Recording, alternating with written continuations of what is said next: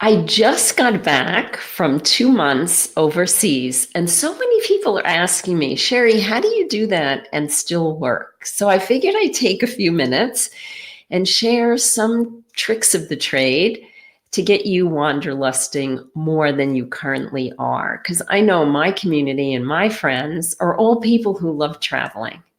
And so we're always thinking, how can I travel more? Well, I have some ideas for you. So, first of all, on this trip that I just completed, I do work, and that worked out fine. Also, it's really important to figure out in a really logical way how your travel is going. And so for me, it was really very organized to go from one place to the next place to the next place to the next place. It wasn't like I was flying from one side of the world to the other. All of the places were a quick flight from each other, which makes it a lot easier.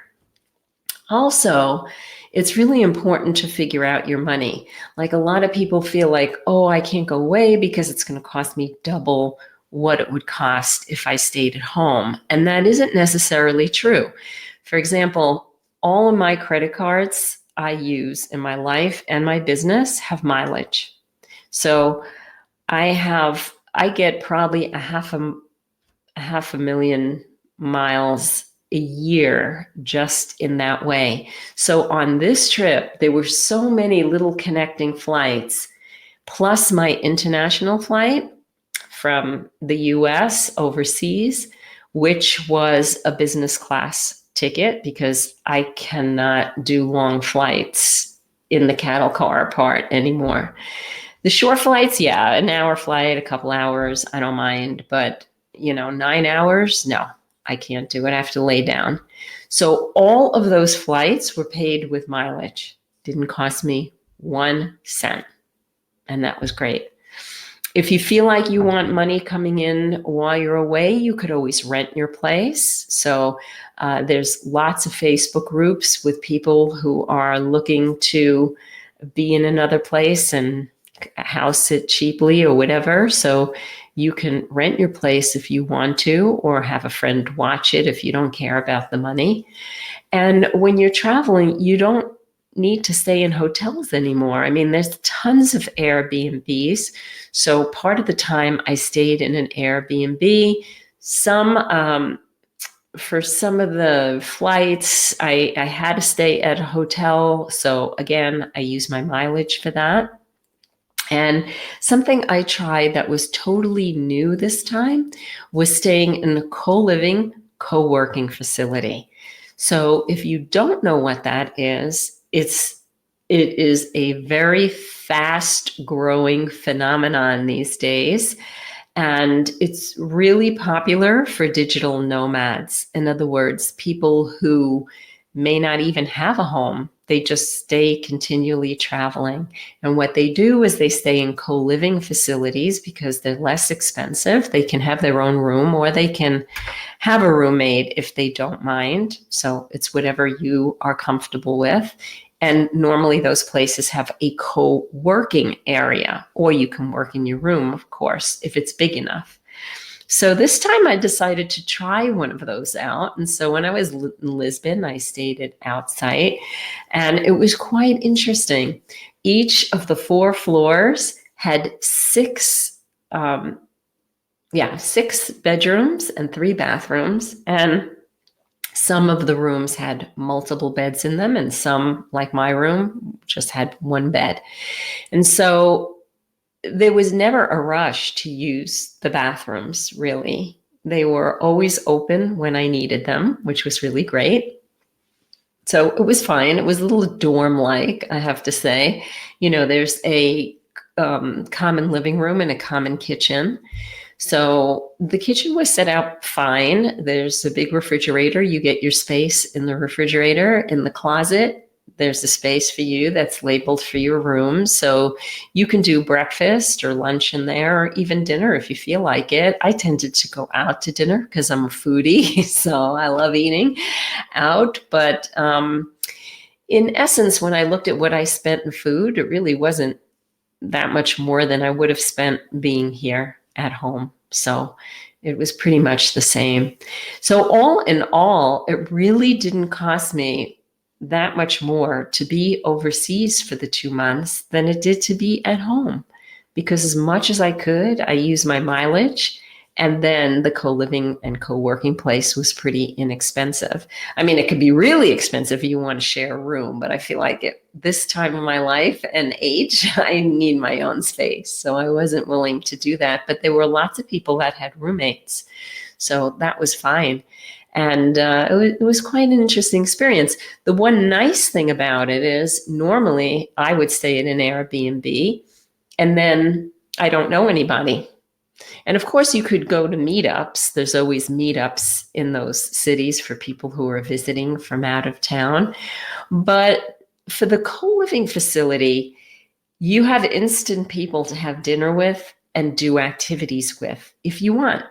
And it was really nice because I had lots of dinners with the folks there. And it was really sweet. Most of them, yes, were a bit younger than me. I was probably one of the older people there because I think the digital nomad community skews a little bit younger than, let's say, the Wanderlust entrepreneur community. But it was okay. It was really a mix of people, and they were all very sweet. And you could always find commonality in what to share when you're together over dinner. So I thought that was really nice. It was different. Would I do it again? I don't know. It depends. Each of these co-living, co-working facilities are very different. Some of them are more organized in their activities than others. Some is basically a place to stay and you can meet people there. And then some have very organized programs. So they'll organize activities and lectures. So the different people who are there, if they have different skills or talents, might share with the group one evening. So that is really nice. I think it creates a lot of bonding for people. So that's really lovely. So you can research the different places. Like I said, Outsite was one of them. Selena is another. Wi-Fi is another. There's Rome. There's Remote Year, where if you want to do that for an entire year. So there are definitely a lot of these places, plus a lot of small ones. And all you have to do is Google co-living, co-working. And so one of the gals I met in Lisbon is now in a co-living place outside of Marrakesh, which is really interesting. So, you know, it's quite fascinating. So now in some of these groups that I'm in, I see these people posting and they might be saying something like, oh, I'm going to be in Budapest next month. Anyone going? And so it becomes a whole community of people who are traveling and a nice way to make friends no matter where you are in the world. And another really interesting thing about that is because right now so many people are traveling worldwide, the common language tends to be English. So in my co-living facility, there was a gal from Russia, a guy from Uruguay. And so the way that we all communicated was with English. There was another gal there from Belgium. So it was really fun because it doesn't matter. No one's speaking English perfectly well, but enough to communicate and enjoy having a conversation. So that's another really fun thing. If I compare traveling now and living abroad now to when I was in college, it's night and day. I mean, I've got on my phone Google Translate. If I have trouble and I need to communicate with somebody, I can just type it in on my phone and hand them my phone and we've communicated. So it's really lovely and very easy to be able to work overseas for an extended period of time. I love it. I like to try to do it for a few months every year. This month, I'm aiming for 4 months overseas. 2 years ago, I did a month in Italy. I was in Milan for 3 weeks and a week in Lake Como. And I was also in Morocco for a month. So that was really fun.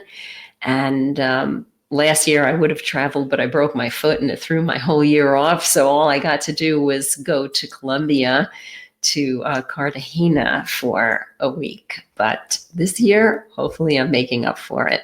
So I'm curious, have you thought about running your business from overseas for a month or two and getting away and just enjoying yourself?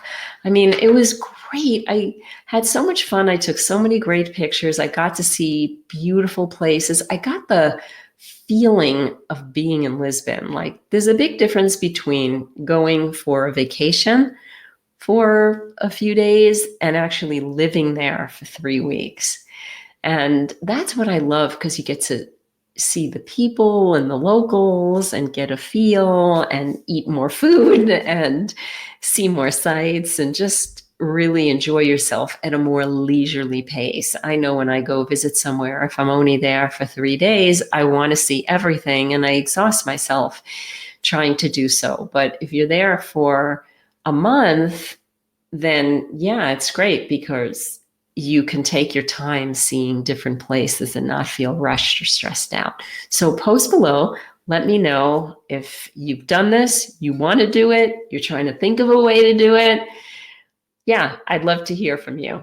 All right. Thanks for sharing. And I look forward to reading your posts below. Love you guys. Bye.